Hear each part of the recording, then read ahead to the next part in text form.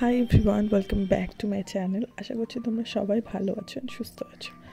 And good morning. তো আজকে আমি তোমাদের সাথে শেয়ার করব একটা সানডে স্পেশাল ব্রেকফাস্ট মেনু, সেটা আলুর পরোটা। অ্যান্ড খুব ইজিভাবে আমি তৈরি করছি, জাস্ট দেখো তোমরা রেসিপিটা। এর জন্য আমি আলু কাট করে নিয়েছি। আলুটাকে আমি প্রেশার কুকারে জাস্ট 3-4 সিটি দিয়ে দিলেই আলুটা বয়েল হয়ে যাবে। অ্যান্ড মিনওয়াইল আমি এখানে আলুটা বয়েল হতে হতে পেঁয়াজগুলো কুচি কুচি করে কেটে নিচ্ছি। খুব ইজি রেসিপি এটা, যখন তখন তোমরা বানাতে পারো। তো পেঁয়াজটা কাট হয়ে গেছে, অ্যান্ড এখানে আমার আলুটাও বয়েলড হয়ে গেছে। তো এখানে আমি আটা ময়দা দুটোই ইউজ করছি। তো ময়দার পরিমাণটা একটু বেশি থাকবে, আটার পরিমাণটা কম। সো ময়দাটা 3 ভাগ থাকবে, আটাটা 1 ভাগ থাকবে। তোমরা যতটা বানাবে সেভাবে কোয়ান্টিটি নিয়ে হালকা একটু সল্ট দিয়েছি, অ্যান্ড জল দিয়ে ভালো করে আমি একটা ডো তৈরি করে নেব। মোটামুটি না শক্ত না নরম, ডো আমার তৈরি হয়ে গেছে। এবার আলুর প্রিপারেশনটা করতে হবে। ভেতরে যে স্টাফিংটা আমরা দেবো আলুটাকে একটু ভালো রকমভাবে না করলে আমাদের পরোটাতে টেস্ট আসবে না। আলুটাকে আমি ভালো করে ম্যাশ করে নিচ্ছি।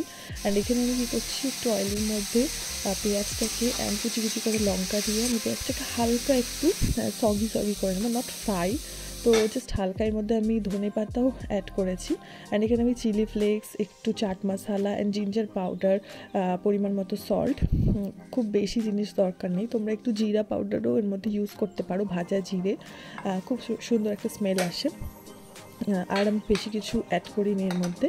অ্যান্ড এখানে আমি আমার মোটামুটি স্টাফিংও রেডি হয়ে গেছে। এবার আমি এটাকে রেডি করছি একটা মোটামুটি পরিমাণ মতো সাইজে। আমি এটাকে জাস্ট একটু বেলে অ্যান্ড দেন ভালো করে স্টাফ করতে হবে। অ্যান্ড আলুটার পরিমাণটা একটু বেশি রাখতে হবে, না তো পরোটাটা খেতে ভালো লাগবে না।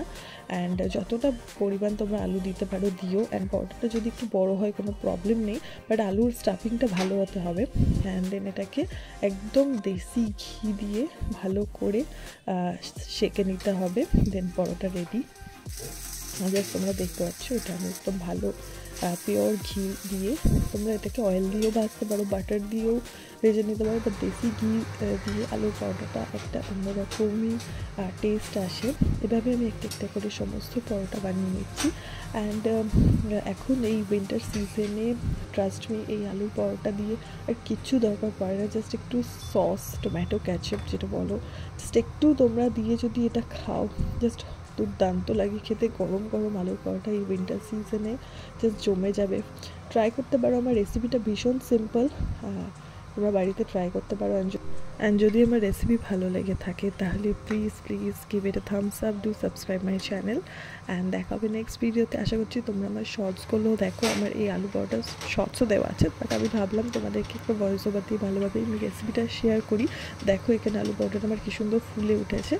তো যেই ডোটা আমরা তৈরি করছি ওটা যদি আমরা ভালো করে মাখি না, অটোমেটিক আলু পরোটাগুলো খুব সফট হবে। অ্যান্ড খেতে রিয়েলি খুব টেস্টি হয়েছিল। আলুর ফিলিংটাও খুব ভালো ছিল, খুব বেশি স্পাইসি ছিল না। তোমরা চাইলে স্পাইসি কম বেশি এগুলো করতেই পারো, এটা নিজেদের টেস্টের উপর ডিপেন্ড করে। অ্যান্ড ট্রাস্ট মি, খুব ভালো লাগবে খেতে। বাট আমি জাস্ট একটা বলবো, এটা তোমরা যদি পারো ঘিয়ের মধ্যেই এটাকে ফ্রাই করো, তাহলে আরও বেশি টেস্ট লাগবে খেতে। তো that's it for today's video. আশা করছি ভিডিও ভালো লাগবে। অ্যান্ড যদি ভালো লাগে থাকে please give it a thumbs up and do subscribe my channel. দেখা হবে আবার নেক্সট ভিডিওতে। Till then take care, bye by.